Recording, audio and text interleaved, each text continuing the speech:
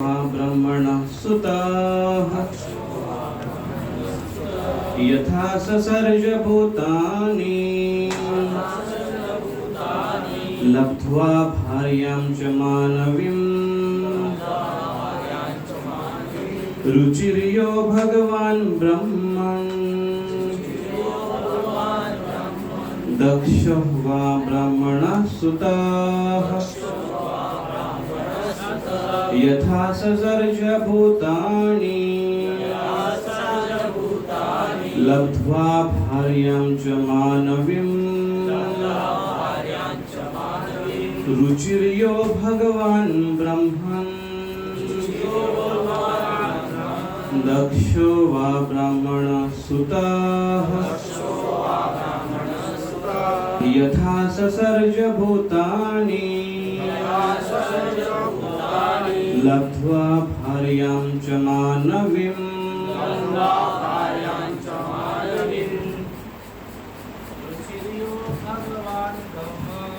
रुचिर्यो भगवान् दक्षो वा ब्राह्मणः सुतः यथा ससर्ज भूतानि लब्ध्वा भार्यां च मानवीं रुचिर्यो भगवान् ब्रह्मन् दक्षो वा ब्राह्मणः सुतः यथा ससर्ज भूतानि लब्ध्वा भार्यां च मानवीं रुचिर्यो भगवान् ब्रह्मन् दक्षो वा ब्राह्मणः सुतः यथा ससर्ज भूतानि लब्ध्वा भार्यां च मानवीं माताजी रुचिर्यो भगवान् ब्रह्मन् दक्षो वा ब्राह्मणः सुतः यथा ससर्ज भूतानि लब्ध्वा भार्यां च मानवीं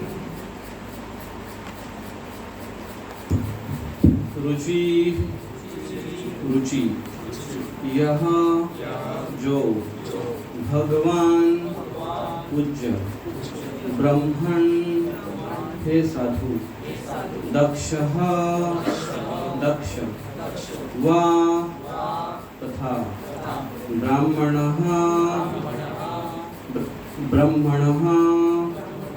ब्रह्मा जी का सुतः पुत्र यथा जिस प्रकार ससर्जा उत्पन्न किया भूतानि संतान लब्ध्वा पा करके भार्यम अपनी पत्नियों के रूप में च तथा मानवीं स्वयंभू मनु की कन्याएं।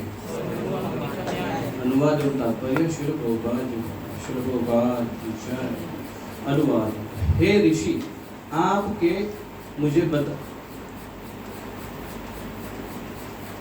मुझे बताया कि ब्रह्मा के पुत्र दक्ष तथा रुचि ने स्वयंभू मनु की अन्य दो कन्याओं को पत्नी रूप में प्राप्त करके किस प्रकार संतानें उत्पन्न की। तात्पर्य वे महापुरुष जिन्होंने सृष्टि के प्रारंभ में संतान वृद्धि में योगदान किया प्रजापति कहलाते हैं। ब्रह्मा भी प्रजापति कहलाते हैं। ऐसे ही उनके कतिपय परवर्ती पुत्र भी स्वयंभू मनु भी प्रजापति हैं तथा ऐसे ही ब्रह्मा का दूसरा पुत्र दक्ष भी। स्वयंभू मनु के दो कन्याएं थी आकुति तथा प्रसूति। प्रजापति रुचि ने आकुति के साथ और दक्ष ने प्रसूति के साथ ब्याह किया। इन युग्मों तथा उनकी संतानों ने समस्त ब्रह्मांड को बसाने के लिए अनेक संतानें उत्पन्न की। विदुर का प्रश्न था, उन्होंने प्रारंभ में किस प्रकार संततियां उत्पन्न की। ओम अज्ञानतिमिरन्धस्य ज्ञानाञ्जनशलाकया चक्षुरुन्मीलितं येन तस्मै श्रीगुरवे नमः। श्रीचैतन्यमनोभीष्टं स्थापितं येन भूतले स्वयं रूपकदा मह्यं ददाति स्वपदान्तिकं। वन्देऽहं श्रीगुरुं श्रीयुतापदकमलं श्रीगुरुं वैष्णवांश्च श्रीरूपं साग्रजातां सहगणा साद्वैतं सावधूतं परिजनसहितं कृष्णचैतन्यदेवं श्रीराधा कृष्णपदा सहगणा ललितां श्रीविशाखान्वितांश्च। नमो विष्णुपदाय कृष्णपृष्ठाय भूतले श्रीमते भक्तिवेदान्तस्वामिनिति नामिने। नमस्ते सरस्वती देवे गौरवाणी प्रचारिणे निर्विशेष वंशकल्पतरुभ्यश्च कृपासिन्धुभ्येव च पतितानां पावनेभ्यो वैष्णवेभ्यो नमो नमः। जय श्री कृष्ण चैतन्य प्रभु नित्यानंद श्री अद्वैत गदाधर श्रीवासादि गौरभक्तवृंद। हरे कृष्णा कृष्ण कृष्ण हरे हरे हरे राम राम राम हरे हरे। करोति वाचनं यत्कृपातमहं श्रीगुरो दीनबन्धो।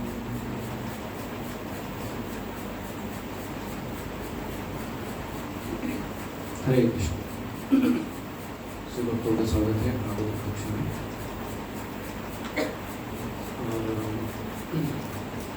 ज़्यादा आगे में कुछ थोड़ा आगे से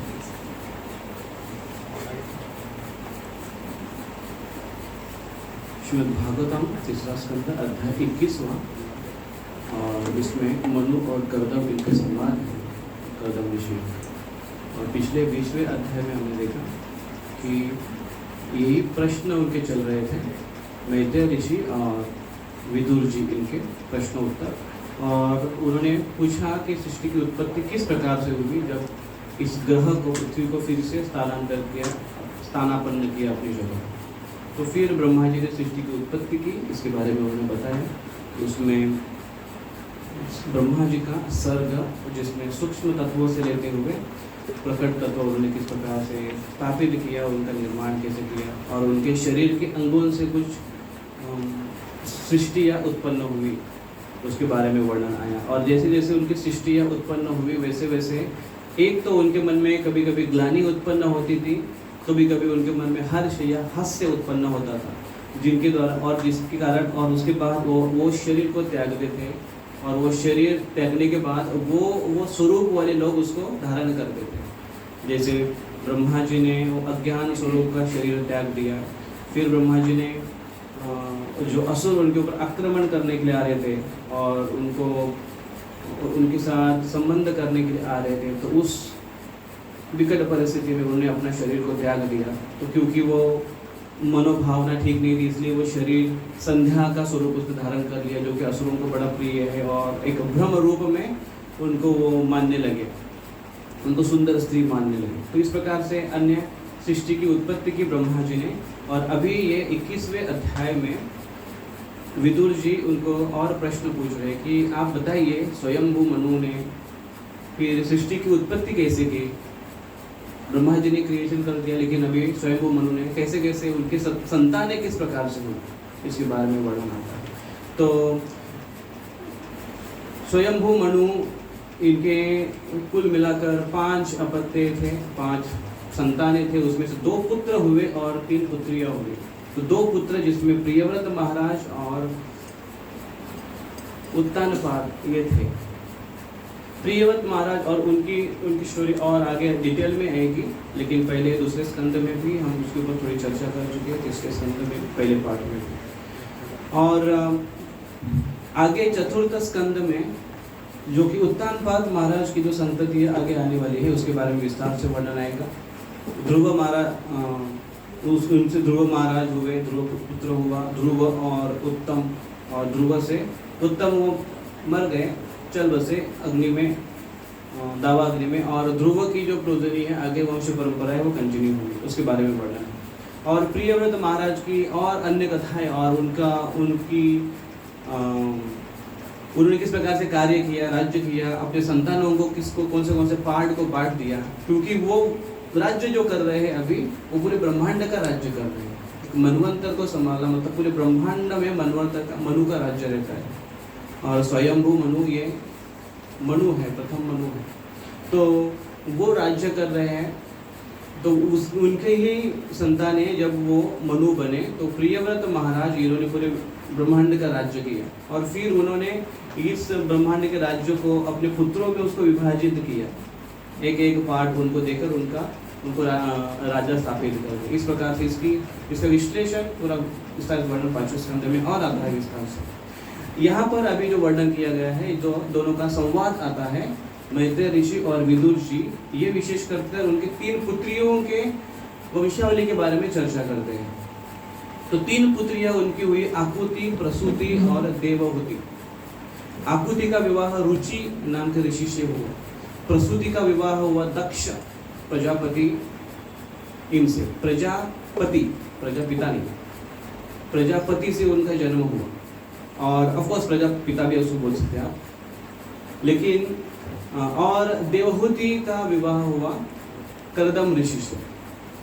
तो अभी यहाँ पर जो प्रश्न उत्तर चल रहा है वो कर्दम और मनु, स्वयंभू मनु, इन दोनों का संभाषण चल रहा है। तो बीच में प्रसूति और दक्ष और रुचि और आकुति, इनके बारे में यहाँ पर अभी वर्णन नहीं आएगा। प्रसूति और दक्ष इनका वर्णन एक जगह पर आया था, आगे चलकर भी आएगा ये वर्णन, क्योंकि दक्ष की फिर अन्य कन्याएं हुई और उन्होंने, और उसका आगे वर्णन आएगा, और दक्ष और आकुति के उनसे पुत्र उत्पन्न हुए, उनको हरियश्व कहते, 10,000 पुत्र उनके उत्पन्न हुए, और नारद मुनि ने उनको पूरे सबको ब्रह्मचारी बना दिया और उनको वैराग्य के मार्ग पर छोड़ दिया। उनके बाद उनके और 1000 पुत्र उन्होंने उनको जन्म दिया, तो 1000 पुत्रों को भी फिर उन्होंने वैराग्य बना दिया। तो फिर बहुत गुस्सा हो गए वो नारद मुनि को, उन्होंने श्राप दे दिया, और उनको फिर किसी ने सलाह दी कि आप ऐसा करो, आप जब भी पुत्रों को उत्पन्न करेंगे नारद मुनि प्रचारक आएंगे और उनको वैराग्य के मार्ग पर लगाएंगे, क्योंकि यही जीवन का उद्देश्य है और वो कोई गलत नहीं कर रहे हैं। बेटर है कि आप पुत्रियों को उत्पन्न करो। अगर पुत्रियों को आपने जन्म दिया तो वहाँ पर, क्योंकि नारद मुनि ब्रह्मचारी वहाँ पर आएंगे, उनको प्रचार नहीं करेंगे, तो इसलिए आप पुत्रियों का निर्माण करो। और फिर उन्होंने कन्याओं को जन्म दिया, और फिर आगे चलकर उनकी संतानें एक एक ऋषियों को दी, और उनके संतानें आगे चलकर हैं, उनका वर्णन आगे आएगा। यहाँ पर जो वर्णन आता है वो देवहूति और कर्दम ऋषि, इनका वर्णन आता है। तो एक ही श्लोक में आगे चलकर सीधा शुरू होता है कि दोनों का संवाद। तो स्टार्ट यहाँ पर ऐसे है, अभी जो हमने आज श्लोक पढ़ाई है 5 नंबर का श्लोक, इसमें ये पूछ रहे हैं कि इनकी पुत्री है, इनका पुत्र है, इन दोनों का विवाह हुआ, विवाह के बाद क्या हुआ। विशेषकर कर्दम मुनि और देवहूति के बारे में अगर पूछा जाए, कर्दम मुनि और देवहूति इनका विवाह हुआ, विवाह के बाद क्या हुआ, विवाह के बाद क्या होगा, झगड़े बगड़े, मार झोड़, और उनकी वंशावली आगे बढ़ना, और क्या होगा।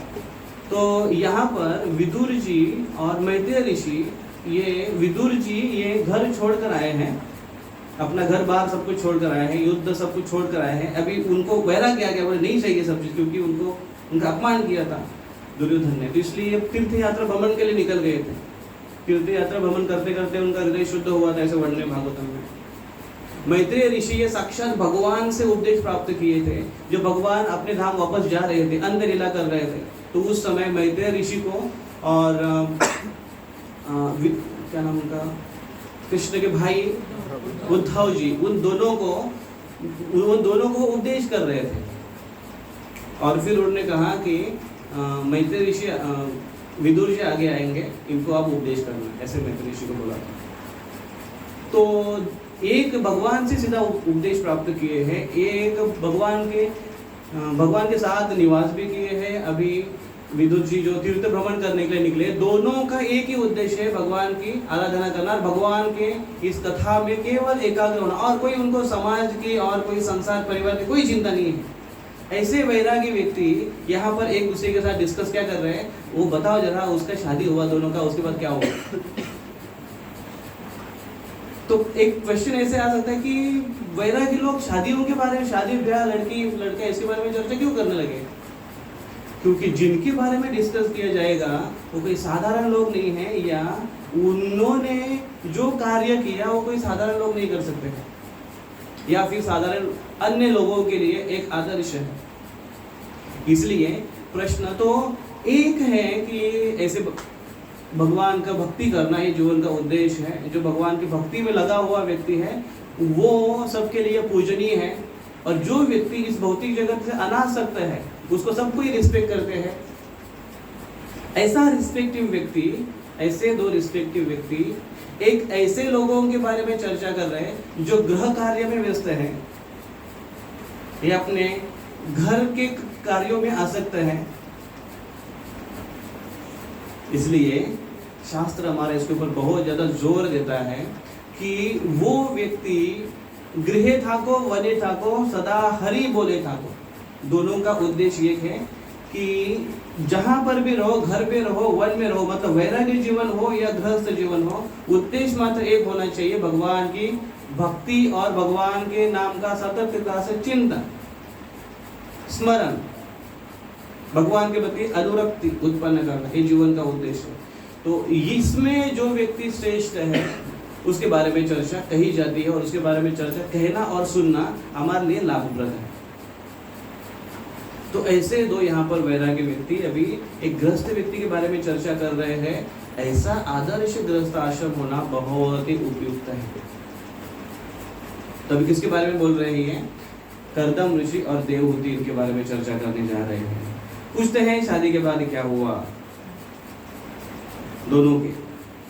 हमारे आचार्योगण भी इसी प्रकार से हमारी परंपरा में, मोस्टली हमारी जो परंपरा है, वैष्णव परंपरा है, गौड़ी परंपरा है, उसमें गृहस्थ भक्त बहुत सारे। भक्तिविनोद ठाकुर जी का जैसे गृहस्थ, भक्तिविनोद ठाकुर जी का जो आविर्भाव तिरुभाव आदि हम काफी बार चर्चा करते हैं उनके ऊपर, जीवनी पर, ना केवल उसी समय लेकिन अन्य समय पर भी, कि उनका जीवन एक आदर्श युक्त जीवन था। उनके इतने सारे संतानें थी, 10 संतानें थी उनकी, लेकिन इतना, और वो एक बहुत बड़े पोस्ट पर थे, मैजिस्ट्रेट थे, वो डिस्ट्रिक्ट मैजिस्ट्रेट थे।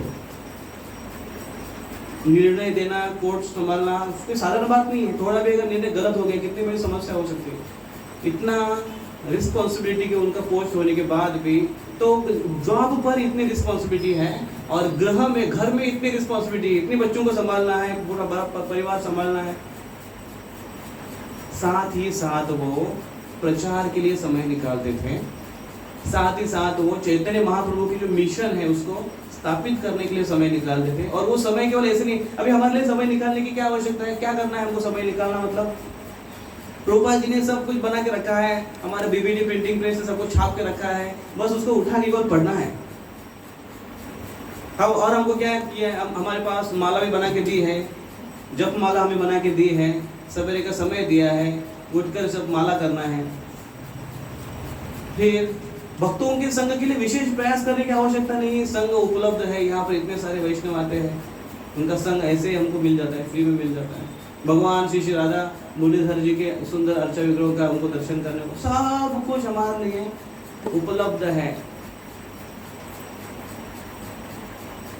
फिर भी उतना उत्साह से, कभी कभी ऐसा लगता होगा ना कि सब कुछ उपलब्ध है इसलिए शायद हम थोड़ा ढीला पड़ देते हैं, नहीं उपलब्ध होता तो थोड़ा हम उत्साह से करते हैं। नहीं, इतना आसान नहीं है, नया रास्ता बनाना इतना आसान नहीं है, बने बनाए रास्ते पर चलना कोई कठिन कार्य नहीं है।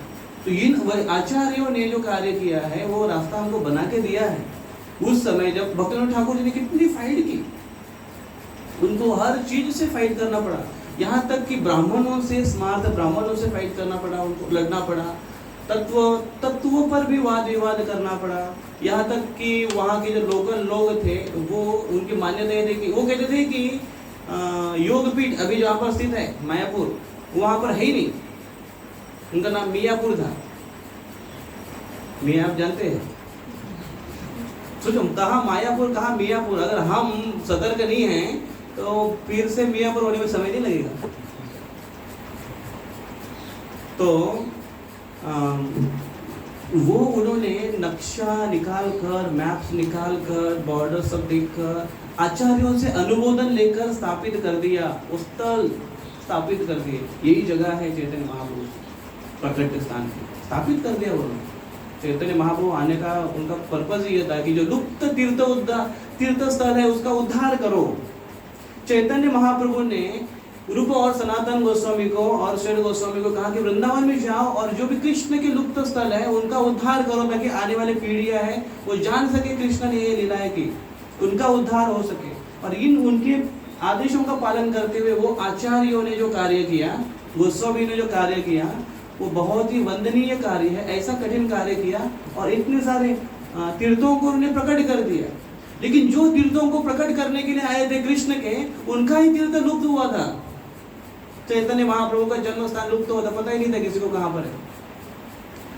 सोचिए, उनको उजागर करने का इतना महत्वपूर्ण कार्य भक्तिविनोद ठाकुर जी ने किया, और ये सब करने के लिए उनके पास समय था। क्यों समय था उनके पास? क्योंकि वो बहुत बिजी थे। और मैं हमेशा कहता हूँ जो बिजी है उसी के पास समय निकाल पाता है, वो ही निकाल पाता है। जो फ्री है ना, वो फ्री है, वो हर चीज फ्री में लेता है, हर चीज चीपली लेता है, और वो गंभीरता से उसके लिए प्रयास नहीं करता है।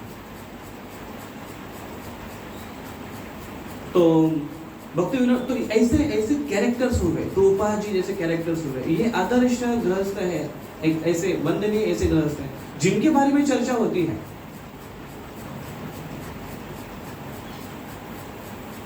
प्रभुपाद जी तो अभी यहाँ पर देखिए, भक्तिविनोद ठाकुर जी की जो पत्नी है भागवती देवी, वो भक्तिविनोद ठाकुर जी से काफी कोऑपरेशन की, उनका अच्छा दोनों का मतलब, वो भी भक्त थे। प्रभुपाद जी की जो पत्नी थी वो कोई भक्त नहीं थी। तुकाराम महाराज जी की पत्नी थी, वो भी कोई भक्त तुकाराम महाराज को सपोर्ट करने वाली नहीं थी। आपने देखे होगा मूवीज में, संत तुकाराम महाराज, और उनका नाम क्या था? आवड़ी, है ना? आवड़ी, ऐसा वो उनका कैरेक्टर ऐसे दिखाया, पता नहीं सही में कैसे था, लेकिन सही में वो तुकाराम महाराज की इस भक्ति में कोई फेवरेबल नहीं थी, नहीं उनका कोई सपोर्ट था। लेकिन एक करती थी कि परिवार का ख्याल रखती थी, बच्चों का ख्याल रखती थी। उसमें तुकाराम महाराज के केवल 2 ही बच्चे दिखाए हैं, कि तुकाराम महाराज के भी काफी 7 या 8 ऐसे बच्चे थे तुकाराम महाराज के, उस समय की वो प्रथा थी। तो यहाँ पर कुछ हम ऐसे उदाहरण देखते हैं। और यहाँ पर जैसे कि भक्तिविनोद ठाकुर जी के परिवार में फेवरेबल वातावरण था, रूपन जी के परिवार में फेवरेबल वातावरण नहीं था, तुकाराम महाराज के जीवन में फेवरेबल वातावरण नहीं था। और यहाँ पर जो उदाहरण दिए गए हैं, देवहूति और कर्दम ऋषि, ये दोनों भी एक दूसरे को फेवरेबल है। दोनों एक दूसरे को, अभी ऐसे हुआ कि कर्दम, यहाँ पर अभी वर्णन आता है ऐसा कि कर्दम ऋषि 10,000 साल तक बैठकर उन्होंने तपस्या की, भगवान की आराधना की, मन में ये विचार रखते हुए कि मुझे योग्य वधू मिले विवाह करने के लिए, जिसके साथ मेरे गुण उसके साथ मिले, ऐसे वो मन में इच्छा कर रहे थे। अभी देखिए यहाँ पर प्रभुपाद जी इसके बारे में चर्चा करते हैं। ये श्लोक के हम अनुवाद को पढ़ेंगे। देखिए श्लोक क्रमांक 15 है ये। अतः मैं भी ऐसी समान स्वभाव वाली कन्या से विवाह करने की इच्छा लेकर आपके चरण कमलों की शरण में आया हूँ, जो मेरे विवाह जीवन में मेरी कामेच्छाओं को पूरा करने में कामधेनु के समान सिद्ध हो सके। आपके चरण प्रत्येक वस्तु के देने वाले हैं, क्योंकि आप कल्प वृक्ष के समान हैं। भगवान को प्रार्थना करते हैं कि भगवान ऐसी आप मुझे पत्नी दे दो। प्रभुपाद जी तात्पर्य में लिखते हैं कि पत्नी मांगने के लिए अगर उनकी कामना है, चलो मुझे अच्छी पत्नी चाहिए, तो जनरली कर्मकांड विधि से उमा की आराधना की जाती है, पार्वती की आराधना की जाती है, जिससे पत्नी सुंदर भार्या प्राप्त हो। लेकिन कर्दम ऋषि वैष्णव होने के कारण उन्होंने ये सोचा और ये चयन किया कि कुछ भी मांगना हो भगवान विष्णु के पास ही जाना चाहिए, कृष्ण के पास ही जाना चाहिए, और किधर जाने की आवश्यकता नहीं है। अकाम सर्व कामो वा मोक्ष कामो दारधि तीव्रेन भक्ति योगेन यजेत पुरुषः परम, है ना? भगवान हर प्रकार से लोगों की मदद करते। अकाम सर्व काम, कामना भी हो अकाम भी हो, कृष्ण के शरण में आए, कृष्ण उसका उद्धार करते। कृष्ण पूरा भी करते हैं कामना, तो आए मांगने के लिए कि मेरी काम इच्छा संपूर्ण करने के लिए ऐसी पत्नी चाहिए जो कामधेनु की जैसे हो, है ना। तो हर लड़का यही सोचता है कि मेरी पत्नी कामधेनु की जैसे होनी चाहिए। तो पत्नी भी शायद, लड़की भी शायद ऐसे सोचेगी कि मेरा पति शिव जी के नंदी के जैसे होना चाहिए। सिमिलरिटी मैच तो होनी चाहिए कम से कम।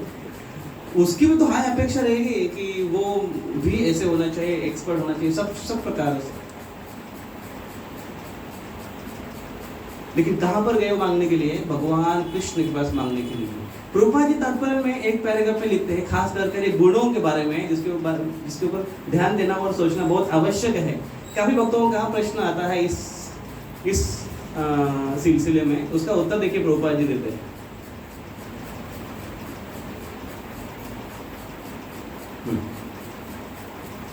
शीलवती कन्या से विवाह करो। यहाँ समान शीलम पद अत्यंत महत्वपूर्ण है। प्राचीन काल में समान स्वभाव वाले लड़के तथा लड़कियों का विवाह होता था। समान स्वभाव वाले लड़के लड़कियों को इसलिए बंधन सूत्र में जोड़ा जाता था जिससे वे सुखी रहे। 25 वर्ष से अधिक नहीं बीते होंगे और स्वभावतः आज भी भारत में लड़कों के माता पिता उनकी कुंडलियां यह जानने के लिए दिखाते थे कि उनकी मनोदशाओं का वास्तविक योग हो सकता है या नहीं।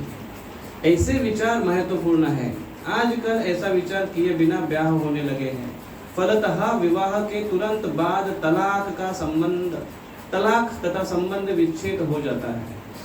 पहले के समय में पति तथा पत्नी आजीवन सुखपूर्वक जीवन बिताते थे, किंतु आजकल यह अत्यंत कठिन हो गया है। इतना प्रैक्टिकल भागवतम, लोग बोलते हैं कि क्या तुम लोग ये लेकर बैठे हो, ये व्यवहार है, जीवन जीने की कला सिखाता है। अगर शादीशुदा जीवन में ज्यादा झटके न हो, ज्यादा खटके न हो, ज्यादा झगड़े न हो, तो ये बताया गया है यहाँ पर कुंडलिनी मैच करने के लिए। खैर अभी आजकल के लड़के लड़कियां अपने स्कूल में ही कुंडलिनी मैच कर लेती है, दूसरे को देखकर वो देखते हैं कि मेरे कितने गुण इससे मैच हो रहे हैं ना, पता है ना सर, कितने गुण मैच हो रहे हैं या नहीं, अपने आप ही चयन करते हैं। लेकिन नहीं, ये महत्वपूर्ण पार्ट है। तो यहाँ पर क्वेश्चन ये उठता है कि क्या दोनों, एक भक्त है और एक अभक्त है, तो दोनों की कुंडलिनी मैच अगर हो रही है उनके जन्म कुंडली के अनुसार, तो क्या विवाह होना चाहिए? दूसरा क्वेश्चन यह आएगा कि दोनों डिवोटीज हैं लेकिन दोनों की कुंडली में मैच नहीं हो रही है, तो क्या दोनों का विवाह होना चाहिए? आपको क्वेश्चन समझ में आया? दोनों भक्त हैं लेकिन दोनों की कुंडली, जन्म जो कुंडली होती है वो मैच नहीं हो रही है, लेकिन दोनों भी डिवोटी है, तो क्या शादी कर सकते हैं? या फिर दोनों डिवोटी, एक डिवोटी है एक डिवोटी नहीं है दोनों में से, लेकिन कुंडली दोनों की मैच हो रही है, तो क्या विवाह हो सकता है? करना चाहिए?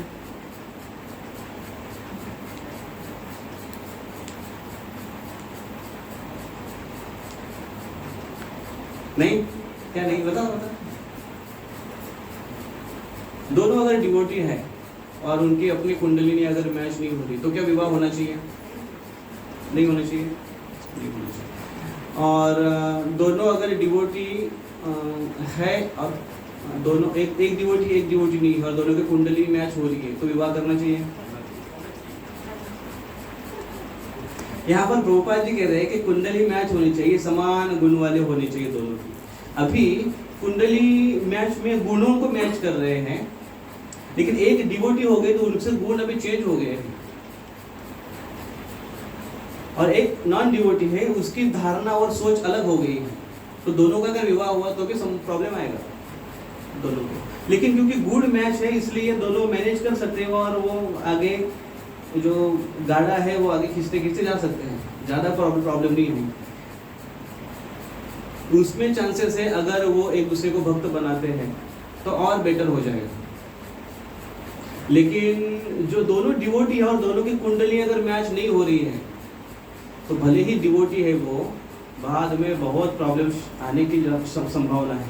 या फिर ऐसे भी हो सकता है उसमें कि अगर वो डिवोटीज है और वो बहुत अच्छे से प्रैक्टिस कर रहे हैं और प्रोग्रेस कर रहे हैं और इसको समझने की कोशिश कर रहे हैं, जीवन के तत्व को समझने की कोशिश कर रहे हैं, तो शायद उस तत्व ज्ञान के बेस पर वो एक सहनशीलता के रूप में जीवन को आगे बढ़ा सकते हैं, इतने बड़े प्रॉब्लम नहीं हुए। तो दोनों में पॉसिबिलिटी है कि विवाह विच्छेद हो, और दोनों में पॉसिबिलिटी ये है कि गाड़ी अच्छे से चले। लेकिन बेटर वे तो ये है कि अगर दोनों भी भक्त हैं तो दोनों की कुंडली अगर मैच हो तो मानो आप सोने पे सुहागा जैसे। ये सारी चर्चा हम श्रीमद् भागवतम क्लास में बैठकर कर रहे हैं शादी विवाह में, क्योंकि प्रश्न ही वही पूछा है, उन्होंने क्या किया और उनकी शादी क्या कैसी हुई और उनके बाद क्या हुआ। और कर्दम ऋषि ये भगवान को आराधना करे, मन में ये इच्छा रखकर उनको तपस्या कर रहे हैं कि मुझे ऐसी एक अच्छी पत्नी चाहिए जिसके साथ विवाह कर कर मेरा जीवन अच्छे से चले और मेरा जो उद्देश्य सेवा है वो कंप्लीट हो। इस प्रकार से वो मन में वांछा लेकर भगवान से आराधना करने लगे। 10,000 साल तक उन्होंने तपस्या की। तो भगवान की आराधना अगर कोई व्यक्ति ऐसी भावना रखकर भी अगर करता है तो भगवान उस इच्छा को ध्यान में रखते हैं, उस वांछा को ध्यान में रखते हैं और उसको उस इच्छा के साथ साथ भक्ति प्रदान करते हैं। भगवान से मांगने का लाभ ये है, अन्य देवी देवताओं से न मांगते हुए भगवान से मांगने का लाभ है कि भगवान वो चीज़ तो हमको देते ही हैं, उससे बढ़िया चीज़ देते हैं, लेकिन साथ साथ एक उनका अपना प्रोटेक्शन भी, संरक्षण भी प्रदान करते हैं। वो वस्तु उनको मिलने के बाद उनसे, उस वस्तु से उनको कोई हानि नहीं होती है। कोई भोग की वस्तु अगर कोई मांगता है, भगवान उसको देते भी है तो साथ साथ संरक्षण भी देते हैं ताकि उससे उसका नुकसान न हो। नहीं तो भोग की जितनी भी समाज में वस्तुएं हैं वो आखिर हमारा नाश करने पर तुली है, क्योंकि भोग प्रवृत्ति ये नाश की तरफ लेकर जाती है, तमोगुण की तरफ लेकर जाती है, जिससे बुद्धि का स्विच ऑफ हो जाता है और बुद्धि नाशाद प्रणश्यति, व्यक्ति का पुनः इस जन्म मृत्यु के चक्कर में निम्न योनियों में पतन हो जाता है। यहाँ पर जो बताया, भगवान जब देते हैं कोई चीज, जैसे ध्रुव महाराज को, आगे चलकर वो स्टोरी है, ध्रुव महाराज को भगवान ने आशीर्वाद दिया, मांगने के लिए आए थे कुछ राज्य चाहिए मुझे। कितना बड़ा राज्य चाहिए? अपने पिता से बड़ा, पिता के पिता से बड़ा, पिता के पिता के पिता से बड़ा। अभी ध्रुव महाराज के पिता है उत्तानपाद। उत्तानपाद ये सम्राट है, वर्ष के सम्राट है। मनु उनके पिता है मनवंत, मनु, स्वयं मनु। स्वयं मनु का राज्य क्या है? ब्रह्मांड, पूरे ब्रह्मांड को चलाते हैं वो। उसके भी पिता है ब्रह्मा जी, जो केवल इस ब्रह्मांड में नहीं लेकिन ऊपरी जो लोग हैं, स्वर्ग लोग, उनके भी अधिपति, सबसे श्रेष्ठ व्यक्ति। इतना बड़ा, उससे बड़ा राज्य चाहिए। उससे बड़ा राज्य क्या है? ब्रह्मा जी इस भौतिक जगत के टॉप मोस्ट लेवल पर है, सबसे ऊंचे स्तर पर है, तो ऊंचा उनको लाभ भी मिल रहा है, ऊंचा भोग की सामग्री भी, सब कुछ वहां पर सुपर स्टेज पर है ब्रह्मा जी के लोगों में। भौतिक जगत का सबसे टॉप मोस्ट चीज वहां पर है। तो उससे ऊंचा अगर भोग चाहिए या राज्य चाहिए तो वो तो आध्यात्मिक जगत का ही हो सकता है, वैकुंठ लोक का ही हो सकता है, अन्य कुछ हो ही नहीं सकता है। इसलिए वो इच्छा लेकर आए थे, लेकिन किसके पास आए? भगवान की कृपा से नारद जी उनको मिले और नारद जी ने उनको मार्गदर्शन किया, जाओ वृंदावन में जाओ,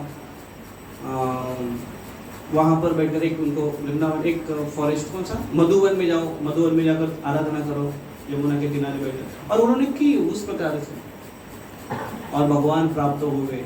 और भगवान जैसे प्राप्त हुए, उनकी जो इच्छाएं थी वो सारी की सारी भौतिक इच्छाएं सारी की सारी नष्ट हो गई। उन्होंने कहा कि मुझे कुछ नहीं चाहिए भगवान, अभी आप मिल गए, मैं कांच के टुकड़े ढूंढने के लिए आया था, आपने मुझे मौलिक हीरा दे दिया है, और क्या चाहिए मुझे? और कुछ नहीं चाहिए मुझे।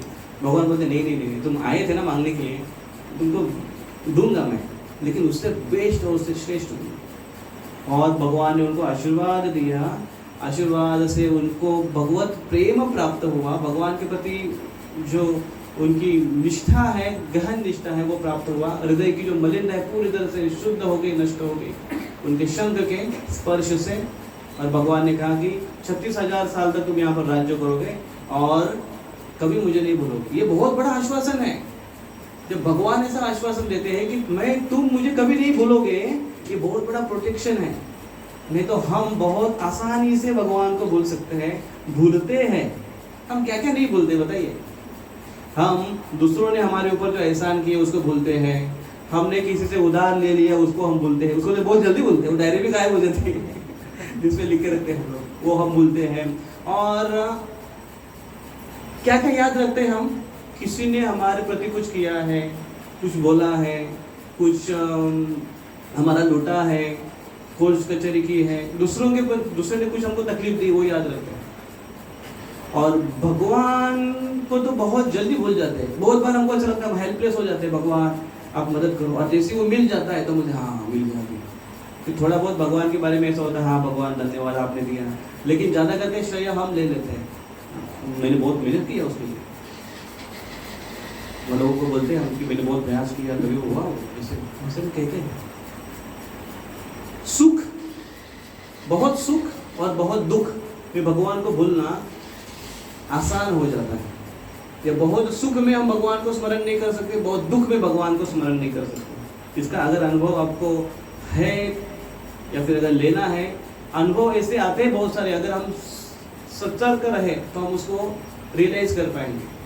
जब बहुत एक्सट्रीम एंजाइटी में है, अगर हम बहुत एक्सट्रीम टेंस स्ट्रेस में है, अगर हमको भगवान नहीं याद आएंगे। माला करना कठिन हो जाता है, भगवान के बाद छोड़ दिए, माला करना कठिन हो जाता है। भगवान के प्रति वो जो प्रेयर्स हम करते थे रेगुलर, वो भूल जाते हैं। किसी के साथ मिलने की इच्छा नहीं होती है, वैष्णव का संग को छोड़ दीजिए। ऐसा लगता है कि एकांत में बैठ करके और वो शून्य मनस्क बैठे रहता है। ऐसी होती है हालत, होती है ना। और जब बहुत खुश होते हैं हम, तो ऐसा उछलते हैं, अरे वाह बहुत अच्छा हो गया, हाय हेलो करते हम लगते हैं, नहीं भगवान याद आते हैं। इसलिए भौतिक जगत, ये पृथ्वी खास कर एक ऐसा जगत बनाया है जहाँ पर दोनों चीज एक्सट्रीम नहीं हो, थोड़ा बैलेंस हो। और फिर भगवान ने रिमेम्बरेंस एंड फॉरगेटफुलनेस दोनों चीज दी है ताकि हम उसको बैलेंस करें। तो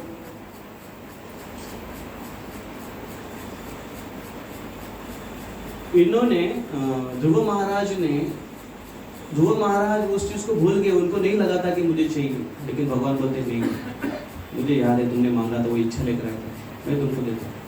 यहाँ पर राज्य करने के बाद इससे ऊंचा राज्य जो है, वैकुंठ जगत का राज्य जो मैंने तुम्हारे लिए खास क्रिएट किया है, ध्रुव लोक, वो तुम्हें प्रदान करता हूँ। वहाँ पर जो शाश्वत काल से,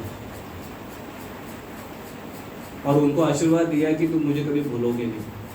और अंत में ध्रुव महाराज ने सुंदर सा राज्य किया, 36,000 साल तक उन्होंने राज्य किया, सारे राज्य के लोग प्रजा वैष्णव बन गई थी।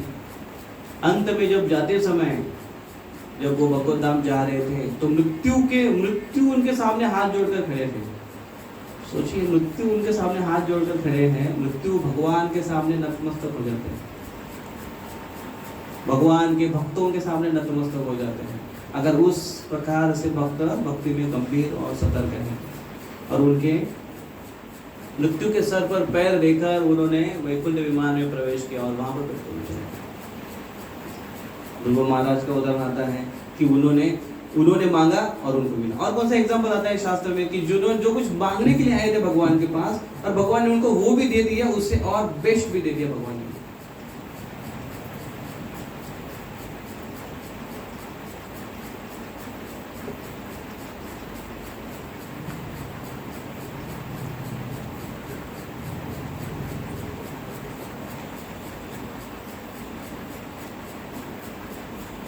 बलि महाराज भी आए थे मांगने के लिए। बलि महाराज की बड़ी इच्छा थी राजा बनने की, इंद्र बनने की। तो भगवान ने उनका इंद्र का नहीं सारा पद छीन कर उनको बहुत ही ऐश्वर्य संपन्न सुतर लोग तो दे दिया, खास स्वतः भगवान वहां पर पहरेदार बने।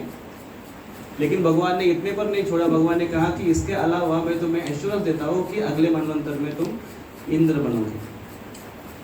तो भौतिक इच्छा तो भगवान दे ही देते हैं, ऐसे ही दे देते हैं। भौतिक इच्छा देने के लिए भगवान को क्या है, कम है भगवान के पास, कोई कंजूस आदमी भी तो नहीं है।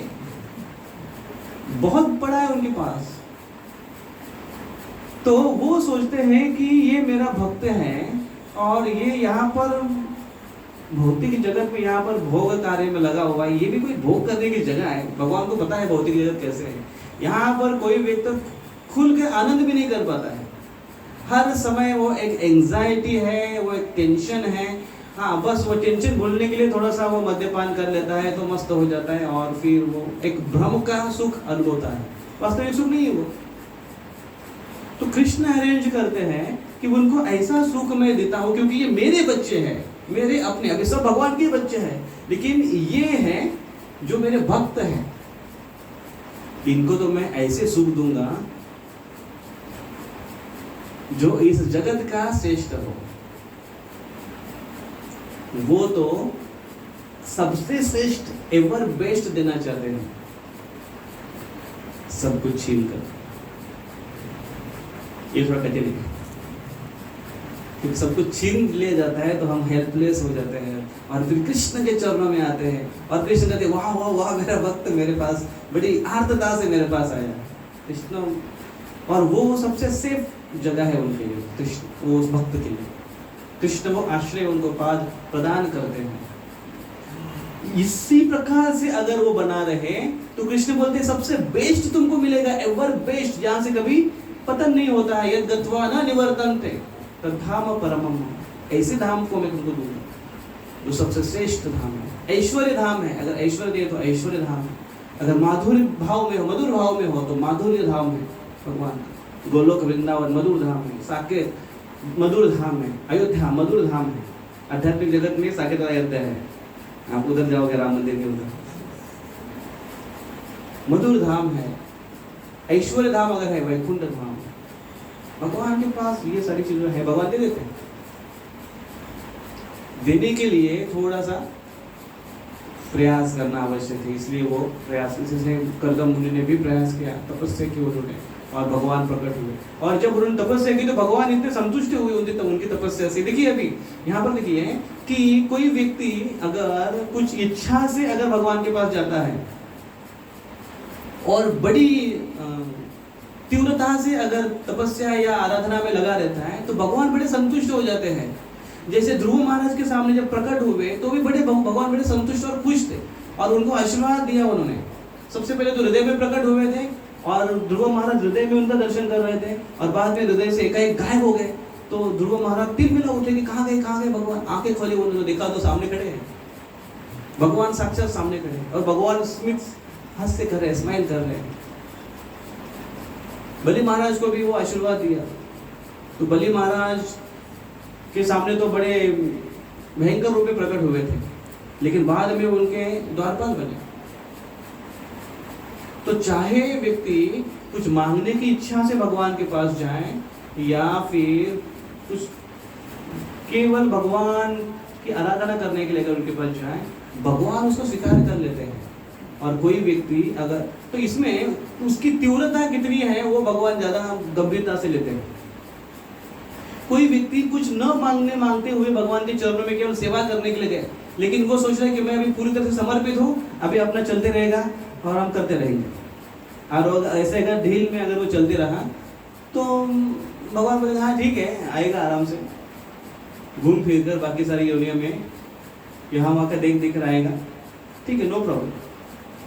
कोई व्यक्ति अगर कुछ मांगने की इच्छा से भी हो, जनरली ऐसे होता है ना कि भौतिक चीजों की हमको थोड़ी लालसा अगर रही तो उस भौतिक चीजों को प्राप्त करने के लिए व्यक्ति बड़ा सतर्क हो जाता है और बड़ी तपस्या करने के लिए तैयार होता है ना। कोई डिग्री अगर चाहिए तो कितना पढ़ाई करता है, हाँ, दिन की रात, रात की नींद उसकी चली जाती है, रात को दिन बना देता है, इतना पढ़ाई करता है, चाय कॉफी पी कर वो जगता है, बिस्किट खा कर दिन बिताता है क्योंकि ज्यादा खाऊंगा तो नींद आएगी। इतना करते क्या आजकल बच्चे, इतना मेहनत करते हैं। फिर कोई डिग्री मिली, कोई एग्जाम अगर बड़ी पास होना हो, कोई ड्यूटी है, नौकरी है तो उसको बड़े अच्छे से बजाते हैं, कितना मेहनत करते हैं उसके लिए, कुछ अचीवमेंट करने के लिए। अगर घर बांधना हो तो उसके लिए कितना पैसा इकट्ठा करना पड़ता है, कुछ बिजनेस अगर नया डालना हो, उसको रनिंग करना हो अच्छे से, शुरू में उसको एक फाउंडेशन बनाना हो, कितना मेहनत करते हैं। है कि नहीं करते हैं ना? उसके लिए भगवान के पास आकर प्रार्थना भी करते हैं। बहुत सारे भक्तों को हमने देखा है कि अगर भगवान को प्रार्थना करते, भगवान प्लीज अभी इतना चले तो मेरा अच्छा चलेगा सब कुछ, और फिर आपकी माला भी करूँगा, होता भी है उनका, लेकिन बाद में माला छूट जाती है, बिजनेस रहता है केवल। तो मेहनत बहुत होती है भौतिक कार्यों के को हासिल करने के लिए। उतनी ही मेहनत, उतनी ही अगर व्यक्ति गंभीरता से अगर भगवान के चरणों में आता है, भले ही कुछ मांगने की इच्छा हो या भले ही कुछ न मांगने की इच्छा हो, भगवान उस गंभीरता को स्वीकार कर उनको आशीर्वाद देते, भगवान संतुष्ट हो जाते हैं। यहाँ पर भगवान गरुड़ जी के ऊपर बैठ के भी नहीं है आराम से, वो तो खड़े होकर आए कर्दम मुनि के सामने, भगवान खड़े उनको आशीर्वाद देते। मतलब भगवान भी उसमें इतना उतावल थे मेरे भक्तों को दर्शन देने की, खड़े ही होकर आए थे। अभी आगे के क्वेश्चन मत करना कि भगवान गरुड़ उड़ते उड़ते कैसे बैलेंस कर रहे थे। भगवान गरुड़ को बैलेंस करेंगे, अपने आप को बैलेंस करने के बाद ही अलग है। और भगवान उनके सामने प्रकट हुए, और कर्दम ऋषि ने जब उनको देखा, भगवान को देखा, तो इतने खुश हो गए, हृदय से बहुत आनंदित हुए, और उनकी ये अवस्था देखकर भगवान बहुत खुश हो गए, द्रवित हो गए। इसमें वर्णन आता है अंत में के श्लोक में, भगवान द्रवित हो गए, भगवान की आंखों से आंसू टपके अपने भक्तों को देखकर, उनकी भगवान के प्रति जो भक्ति है वो देखकर। सोचिए कितना भगवान, हम उस दिन चर्चा कर रहे थे कि हमें भगवान के प्रति प्रेम करना है, तो कैसे हम भगवान को प्रेम करें? एक क्वेश्चन आएगा, भगवान से प्रेम करना है, कैसे प्रेम करें? सिंपल वे है देखने का कि कैसे, जैसे भगवान हमसे प्रेम करते हैं वैसे ही अगर करने की कोशिश करें, या कम से कम उसको आदान प्रदान करने की कोशिश करें, बहुत हो गया। अभी तक भगवान के वन साइड लव कर रहे हैं, एक तरफा प्रेम है। वन साइड लव अच्छा रहता है क्या? नहीं ना, टू साइड होना चाहिए, टू वे होना चाहिए। भगवान ही अभी तक अपनी तरफ से प्रेम कर रहे हैं हमारे। भगवान वन साइड प्रेम कितने दिन तक करते रहेंगे? समझो ना, कोई लड़का है, कोई लड़की है, वन साइड प्रेम कर रहे, कितना दिन तक करते रहेगा वो, या करते रहेगी वो? एक क्लास में होगा, दूसरे क्लास में होगा, दूसरे क्लास में तो आगे चली जाएगी, ये तो पीछे रहेगा। लेकिन कितना करेगा? बाद में बोर हो जाएगा, जानता छोड़ दिया मैंने आज, जैसे कि उसके पकड़ी हुई थी या उसके पास थी, नहीं मिलती तो छोड़ दिया उसको। जैसे बंदर बोलता है कि अंदर बड़े खट्टे हैं, मिल नहीं रहे उसको। लेकिन भगवान इतने जन्मों से वन साइड लव करते आ रहे हैं हमारे, एक तरफा प्रेम करते आ रहे हैं, और ये मन में आशा है उनकी, कभी तो पलटेगा, कभी तो पलट के देखेगा, है ना? कभी तो पलट के देखेगा मेरे को, कभी तो पलट के देखेगा। वो सुख और दुख के जो फल है वो खाने में बिजी है जीव रूपी पक्षी, और परमात्मा रूपी पक्षी उधर ही बैठा है बाजू में, और वो सोच रहा है कि ये कब बोर हो जाएगा ये खट्टे मीठे फल खाते खाते, और कब मेरे तरफ देखेगा। और जब वो कृष्ण की तरफ देखेगा और कुछ खट्टे मीठे फल उसको खाने की आवश्यकता नहीं है, केवल आनंद करना। तो भगवान की भक्ति, भगवान की आराधना और भगवान को प्राप्त करना केवल आनंद ही कंद है, इसमें और कुछ नहीं। और भगवान इस प्रकार से हमको प्रेम करते हैं, भक्तों को देखकर भगवान रोते हैं, हर प्रकार से उनके साथ आदान प्रदान करते हैं, कभी उनका साथ छोड़ के नहीं है, सुख में हो दुख में हो भगवान हमेशा साथ में रहते हैं। एक स्टोरी शायद आपने सुनी होगी, काफी बार कहीं भी है कि एक भक्त है, वो भगवान को वो जब चले गए भगवान के पास चले गए, तो वहाँ पर जाकर वो अपना सारा लेखा जोखा इधर का देख रहा था, सब याद आता है। तो वो जब वो फ्लैशबैक में जाकर देख रहा था अपनी इधर यहाँ की जो स्टोरी से वो देख रहा था, तो देखते देखते वो देख रहा था कि भगवान देखो आप हर समय मेरे साथ चल रहे हो, हर समय मेरे साथ चल रहे हो। तो वहाँ पर भगवान के कदम है और उसके कदम है, दोनों साथ साथ कदम चलते हुए दिखाई दे रहे हैं। तो देख रहे हो हाँ भगवान मेरे साथ साथ चल रहे हैं, साथ साथ चल रहे हैं। फिर वो आगे चलकर देखते एक जगह पर कि अरे एक जगह पर भगवान, यहाँ पर तो आपके कदम कहाँ गायब हो गए, लेकिन यहाँ पर बहुत कठिन समय आया था मेरे ऊपर, बहुत बड़ा संकट आया था, और ऐसे संकट में आपने मेरा साथ छोड़ दिया, ऐसे संकट में मैं अकेला यहाँ पर रह गया, ऐसे कैसे हुआ भगवान? तो भगवान देख बोलते उसको, ठीक से देख बेटा, वो कदम तेरे कदम नहीं है, वो मेरे कदम है। ऐसी भयानक स्थिति में तुम जब मूर्छित हो गए तो मैंने तुम्हें अपने गोद में उठा लिया और मैं चलते चलते जा रहा था, इसलिए वो केवल मेरे ही पद दिखाई दे रहे, तुम्हारे पद नहीं। बहुत बार हमारे मन में ऐसे ख्याल होते, जब कठिन प्रसंग आता है तो भगवान कहाँ है? भगवान कभी भूलते नहीं, भगवान हमेशा हमारे साथ में रहते हैं, और हमारे खुशियों में भगवान खुश होते हैं। इसका अनुभव आप कर सकते हैं आप अगर, और इसका आदान प्रदान करने के लिए हमारे पास अभी भगवान तो है नहीं, कैसे हमको आदान प्रदान करेंगे, लेकिन विग्रह के रूप में तो है हमारे पास। कभी अगर बात करेंगे आप विग्रहों से, मूल्य धर्म से बात करेंगे, उनके सामने प्रकट, उनके सामने पेश आएंगे, अपनी खुशियाँ अगर उनको बताएंगे, अपने दुख अगर उनको बताएंगे, तो सुनते हैं उसको, उसी अनुसार वो आदान प्रदान भी करते हैं। केवल पत्थर नहीं है, मूर्ति नहीं, तुम्हें साक्षात वज्र चैतन्य महाप्रभु।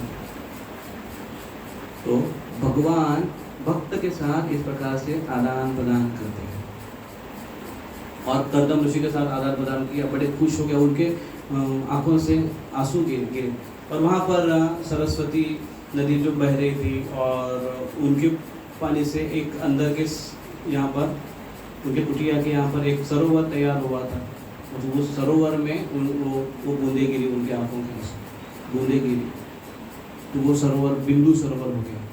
अभी भी बड़ा तीर्थ के रूप में वो प्रख्यात है, बिंदु सरोवर। और वो जल, गोपाल जी लिखते तात्पर्य में कि वो जल भगवान से अभिन्न है, क्योंकि भगवान और भगवान के आंसू ये एक दूसरे से अभिन्न है। भगवान के आंसू, आप चैतन्य चरितामृत जब पढ़ेंगे तो उसमें चैतन्य महाप्रभु कृष्ण के विरह में ऐसे रोते हैं, तो उनके आंखों से आंसू ऐसे टपकते नहीं, ऐसे पिचकारी जैसे उड़ते हैं। आप इंजेक्शन से पानी के फव्वारे से उड़ाओगे ना, ऐसे पिचकारी की जैसे उड़ती है। तो ये कैसे है तो कल्पना नहीं कर सकते, लेकिन वो प्रेम है कृष्ण के प्रति। और कुछ भक्त, कुछ फोटो देखिए आप, वहाँ पर फोटो देखिए, कुछ भक्त ऐसे हैं, हाथ को ऐसे बनाकर मुट्ठी में वो आंसुओं को एकत्र कर रहे पीने के लिए। अब उनके आंसुओं को पीना कैसे लगेगा वो, है ना? हम पूरा इसमें चले जाएंगे, वो प्रैक्टिकलिटी में कैसे सुनने के लिए थोड़ा अजीब लगेगा। वो मधुर है, मधुर है वो। प्रभुपाद जी का जब पश्चिमात्य देश में प्रभुपाद जी थे, तो प्रभुपाद जी का वेलकम किया, स्वागत किया, और फिर प्रभुपाद जी के चरणों को धोया गया। उनके शिष्य उनको बड़े अच्छे से उनका स्वागत करते थे, चरणों को धोया गया। शायद वो व्यास पूजा का समय था, प्रभुपाद जी के चरणों को धोया।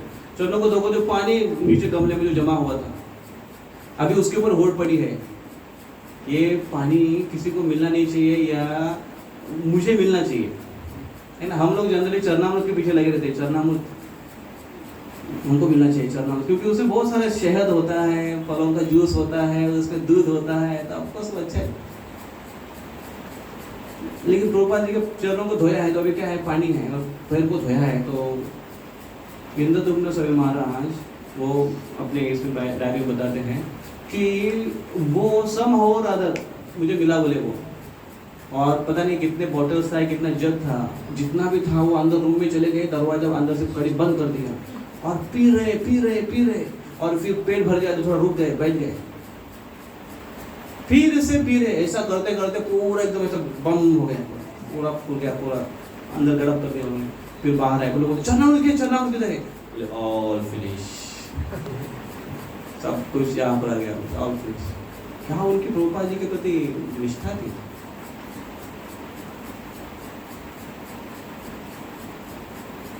कई जगह पर प्रभुपाद जी के थूकदानी को भी अभी भी संभाल के रखा है।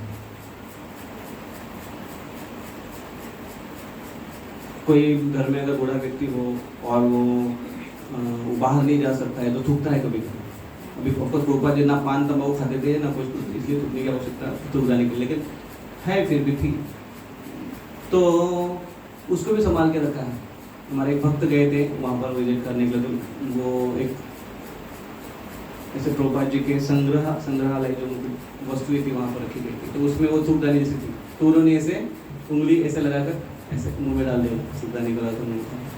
वो बता रहे थे कि मैंने ऐसा किया तो सही, लेकिन क्या सही में उतनी शरणागति है मेरी? क्योंकि सही में अगर वहां पर थूक होती तो क्या मैं करता? इतना आसान नहीं है। अभी सुनकर भी थोड़ा सा एकदम से लगा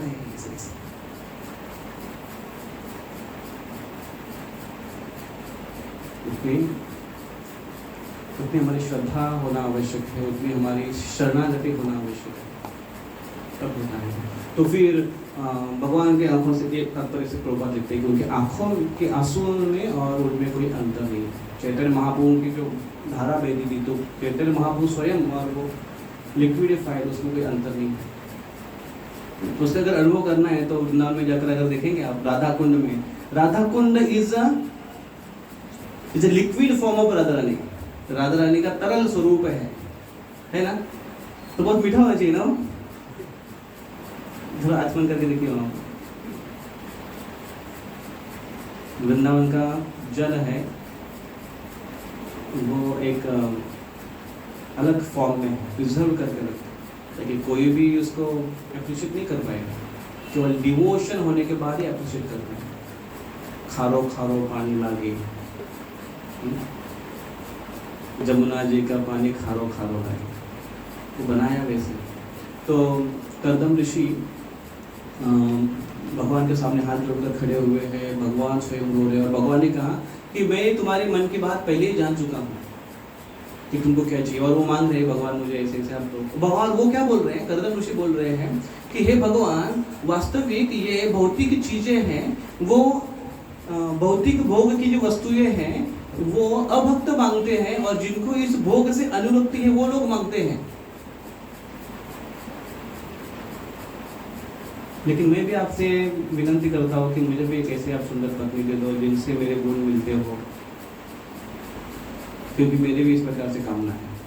तो पहले ही तो बोल देते हैं कि ये मांगने वाले लोग किस कैटेगरी में आते हैं, और बाद में बोलते हैं कि मुझे भी आप थोड़ा सा देंगे तो अच्छा। अंततः मैं आप ही के पास आया हूँ मांगने के लिए, और भगवान उनको कहते हैं कि नो प्रॉब्लम, मैंने पहले से ही डिसाइड करके रखा है कि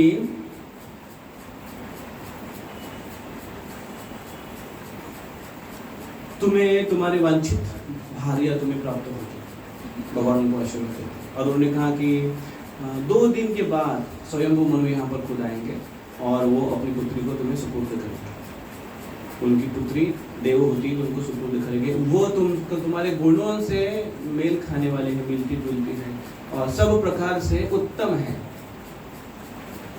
ऐसे दोनों का कॉन्वर्सेशन होता है, और फिर कुछ वही दो, और फिर भगवान वहाँ से, भगवान उस बिंदु सरोवर के मार्ग से ऐसे बताया, ऐसे वर्णन आता है कि उस मार्ग से भगवान अपने धाम को वापस चले गए।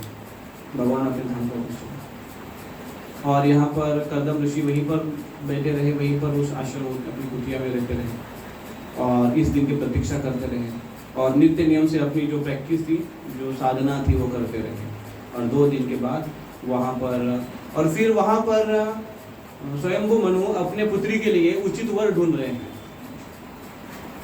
स्वयंभू मनु ये ब्रह्मांड के अधिपति हैं,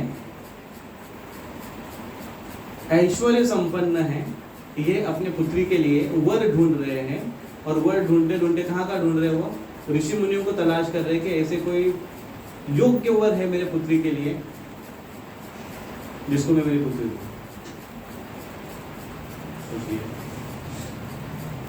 योग्य वर ढूंढने का क्राइटेरिया क्या है? उनका धन नहीं है, उनकी भगवान के प्रति भक्ति, अनुरक्ति, शुद्धता, ये उनका क्राइटेरिया है ना। आजकल देखिए, कंपेयर कीजिए कि आजकल क्या देखा जाता है, अगर लड़की देखने के लिए क्या देखा जाता है, सबसे पहला वो लड़का क्या करता है ना? पैसा कितना कमाता है, खानदान कैसा है, फिर उसके बाद आता है कि पीता खाता है। तो अगर बोलते हैं हाँ खाता पीता है तो लोग बोलते हैं आजकल कौन बचा है साहब, ठीक है चलते हैं, सब बोलते हैं लोग ना, चला लेंगे। उसमें भी लड़का अगर इंजीनियर है और अगर अच्छी कंपनी में है, अगर IIT है, NIT है, और फिर डॉक्टर है, तो फिर रेट थोड़ा ज़्यादा होता है। देखिए क्राइटेरिया कितनी सोच में कितना बदलाव आ गया है। और फिर वो ढूंढते स्वयं को मनु अपने पुत्री को लेकर यहाँ पर आएंगे, इस आश्रम में आएंगे कर्दम ऋषि के पास। और कर्दम ऋषि के पास तो कर्दम ऋषि ने बड़े देखा उनको, और फिर वो खड़े हो गए अपने आसन से, उनके कुटिया में उनका स्वागत किया और सुंदर सुंदर श्लोकों में उनकी स्तुति करने लगे।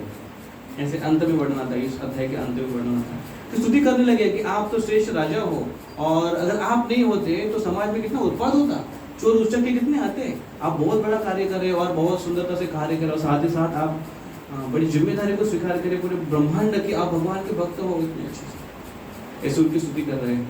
और फिर और वहाँ के वातावरण का वर्णन आता है। ऐसा वहाँ का वातावरण था कि जहाँ पर पंछियों के कलरव, यह ईश्वर है वास्तविक जो आज हमको दिखाई नहीं देता है। पंछियों के विविध पंछियों के कलरव वहाँ पर उसका वर्णन किया गया है, पेड़ों का वर्णन किया गया है, फूलों का वर्णन किया गया है, सरोवर के किनारे बहुत सुंदर वातावरण का निर्माण किया गया है। ये बहुत महत्वपूर्ण है। ऐसा अगर वातावरण आज हो तो लोग कितना भी पैसा खर्चा करके वहाँ पर जाएंगे, वो स्पॉट पर, है ना, जिसको आज टूरिस्ट उसको स्वरूप आ जाता है उसको। ऐसे जगह पर आप लोग जाना चाहते हैं। आज लोग अपने इस रेगुलर दुनिया से ऊब चुके हैं, ऐसे रोज वही दीवार देखना है, वही कंप्यूटर देखना है, वही लोगों को करना है। कभी छुट्टी मिले तो वो थोड़ा जाकर नदी के किनारे जाना चाहते हैं, हरियाली में जाना चाहते हैं, शांतता में जाना चाहते हैं। वास्तविक वो बड़ा ऐश्वर्य है। तो जिसको हम ऐश्वर्य ऐश्वर्य ऐश्वर्य बोल रहे हैं, उससे हम ऊब जाते हैं। सोचिए, तो वहाँ पर वो ऐसे स्थान था उनका, उसका वर्णन आता है लास्ट में। और फिर दोनों का मिलाप होता है और दोनों की चर्चा होती है। तो दोनों की चर्चा इतनी ही लास्ट के 2-3 श्लोकों में है, और अंत में अभी और चर्चा उनकी शुरू होगी। तो अभी खास डिस्कशन नहीं हुआ है, लेकिन अध्याय के शीर्षक है मनु कर्दम संवाद, जो कि लास्ट में 2-3 श्लोकों में आता है। ये यूनिक है रूपा जी की तात्पर्य। और ऑफ कोर्स ये उसका ट्रांसलेशन है भागवतम के इस चैप्टर में। तो इस प्रकार से कर्दम ऋषि और मनु, स्वयं मनु, इनका मिलाप होता है और इनकी वांछा पूर्ण हो जाती है। हरे कृष्णा कृष्णा कृष्णा हरे हरे, हरे राम राम राम हरे।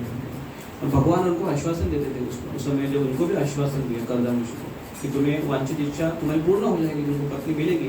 लेकिन अंत में और भगवान ने ये भी बोला कि उनसे तुम 9 पुत्रियों को उत्पन्न करोगे और एक पुत्र होगा जो मेरा ही अंश होगा, मैं पुत्र के रूप में आऊँगा और तत्व ज्ञान, सांख्य तत्व ज्ञान बताऊँगा। और फिर तुम इसी प्रकार से मेरे आराधना में लगे रहोगे और अंत तक मुझे भूलोगे नहीं और अंत में मुझे प्राप्त करोगे। ऐसा भगवान को आश्वासन देकर चले जाते हैं। तो कितना सेफ है देखो भगवान की आराधना करो हर प्रकार से। इसलिए कहते हैं अकाम सर्व काम हुआ मोक्ष काम होगा। लेकिन क्या चाहिए? तीव्र न भक्ति योग है, तीव्रता से भक्ति योग करना आवश्यक है। तो ये यहाँ पर इस संवाद से हमको सीखने को मिलती है। जो भी जहाँ पर जिस भी क्षेत्र में हो, जिस भी आश्रम में हो, ब्रह्मचर्य आश्रम में हो, गृहस्थ आश्रम में हो या फिर गुरुकुल आश्रम में, मतलब स्टूडेंट लाइफ में हो, हर एक व्यक्ति ने जो भी कुछ चाहिए कृष्ण के पास जाना चाहिए, मुरलीधर जी के पास जाना चाहिए। भगवान उनको अभी ऐसा हूँ, ऐसे ऐसे मुझे चाहिए, तो आप थोड़ा सा कृपा कीजिए। हाँ, ये सौदा नहीं लेकर आना कि अगर आप मुझे ऐसा करेंगे तो फिर मैं ऐसा करूँगा, एक माला करूँगा।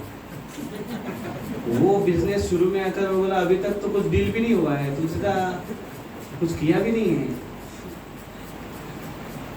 वो मूड लेकर नहीं है। हम यहाँ पर उठेंगे।